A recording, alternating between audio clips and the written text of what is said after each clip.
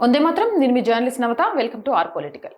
తెలంగాణ రాజకీయాల్లో కాళేశ్వరం ప్రాజెక్ట్ ఎప్పటికీ ముగియని ఒక హాట్ టాపిక్. ఆసియాలోనే అతిపెద్ద లిఫ్ట్ ఇరిగేషన్ ప్రాజెక్టుగా రికార్డు సృష్టించిన ఈ నిర్మాణం ఇప్పుడు కేవలం ఓట్ల వేటకు, పొలిటికల్ మైలేజీకి ఒక వేదికగా మారిందా? కాళేశ్వరం పేరుతో జరుగుతున్న ఈ రచ్చలో అసలు రైతుల ప్రయోజనాలు ఎక్కడున్నాయి? అటు కాంగ్రెస్ ఇటు బీఆర్ఎస్ ఇరు పార్టీలు కలిసి కేవలం స్వలాభం కోసమే రైతాంగాన్ని మోసం చేస్తున్నాయా? రాజకీయాలు పక్కన పెట్టి అన్నదాతల కోసం ఈ పార్టీలు నిజంగా ఏం చేస్తున్నాయి? ప్రస్తుత తెలంగాణ సమాజంలో తలెత్తుతున్న $1,000,000 ప్రశ్నలివి.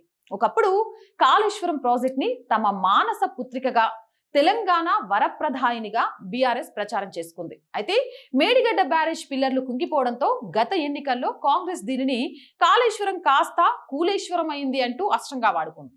ఆ ప్రచారంతో బీఆర్ఎస్ అధికారాన్ని కోల్పోగా కాంగ్రెస్ పీఠాన్ని దక్కించుకుంది. కానీ అధికారం మారినా రైతుల తలరాత మారలేదు. ఇప్పుడు రాష్ట్రంలో కరువు పరిస్థితులు నెలకొనడంతో బీఆర్ఎస్ మళ్ళీ అదే కాళేశ్వరాన్ని ఆయుధంగా మార్చుకుంది. ప్రాజెక్టు గొప్పతనాన్ని చెప్పి కోల్పోయిన రాజకీయ బలాన్ని తిరిగి పొందేందుకు గులాబీ దళం వ్యూహాత్మకంగా అడుగులు వేస్తుంది. పంప్ హౌజ్ల ద్వారా నీటిని ఎత్తిపోసి ఎండిపోతున్న పంటలను కాపాడాలని డిమాండ్ చేస్తూ సర్కార్పై ఒత్తిడి తెస్తోంది. ఇదంతా కేవలం రైతులపై ప్రేమతోనేనా అంటే ఖచ్చితంగా కాదనే విమర్శలు వస్తున్నాయి. తమ రాజకీయ ఉనికిని చాటుకోవడానికే బీఆర్ఎస్ ఈ అంశాన్ని వాడుకుంటుందని బహిరంగ రహస్యం. మరోవైపు అధికారంలోకి వచ్చిన కాంగ్రెస్ ప్రభుత్వం ఈ ప్రాజెక్టు లోపాలను ఎండగట్టడానికే ప్రాధాన్యత ఇస్తోంది తప్ప ప్రత్యామ్నాయ మార్గాల ద్వారా రైతులకు నీరందించే చర్యలపై పెద్దగా దృష్టి పెట్టడం లేదనే ఆరోపణలు వస్తున్నాయి. గత ప్రభుత్వం చేసిన తప్పులను చూపిస్తూ కాలం గడపడం వల్ల రైతులకు వచ్చే లాభం ఏమీ లేదు. బీఆర్ఎస్ తమ తప్పులను కప్పిపుచ్చుకోవడానికి, కాంగ్రెస్ వాటిని రాజకీయం చేయడానికి ప్రయత్నిస్తూ అంతిమంగా ఇరు పార్టీలు కలిసి అన్నదాతలను తీవ్రంగా మోసం చేస్తున్నాయి. ప్రజలు ప్రశ్నిస్తున్నది ఒక్కటే, ఎన్నికలైపోయాయి, ప్రభుత్వాలు మారాయి, మరి రాజకీయాలు పక్కన పెట్టి రైతుల కోసం ఈ రెండు ప్రధాన పార్టీలు క్షేత్రస్థాయిలో ఏం చేస్తున్నాయి? కరువుతో పంటలు ఎండిపోతుంటే ఒకరిపై ఒకరు విమర్శలు చేసుకోవడానికి కేటాయించే సమయంలో 10వ వంతు కూడా రైతుల సమస్యల పరిష్కారానికి కేటాయించడం లేదు ఎందుకు?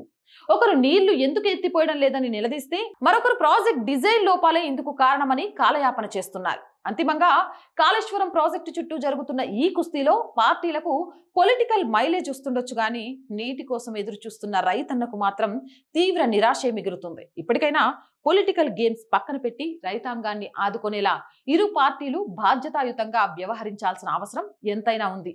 అవునంటారా కాదంటారా? మీ అభిప్రాయం ఏంటి? కామెంట్ చేయండి. మోర్ వీడియోస్ కోసం R group of channels, R voice, R political, R Sanskriti 3 channels ని వెంటనే సబ్స్క్రైబ్ చేయండి. కంటెంట్ బాగుంది అనిపిస్తే లైక్ చేయండి, షేర్ చేయండి. ఆర్థికంగా ఆర్ వాయిస్ కి చేయూతను అందించండి. ఆర్థికంగా సపోర్ట్ చేయాలి అంటే సబ్స్క్రిప్షన్ పక్కన జాయిన్ అనే బటన్ ఉంది. 1 to 5 లెవెల్స్ ఉన్నాయి. ఏదో ఒక లెవెల్లో సపోర్ట్ చేయండి. లేదా స్క్రీన్ మీద గూగుల్ పే, ఫోన్ పేతో పాటు అకౌంట్ డీటెయిల్స్ ఉన్నాయి. మీకు తోచిన సహాయాన్ని అందించండి. వ్యాపార ప్రకటనల కోసం 8328500576 నెంబర్ని సంప్రదించండి. జై హింద్, జై భారత్.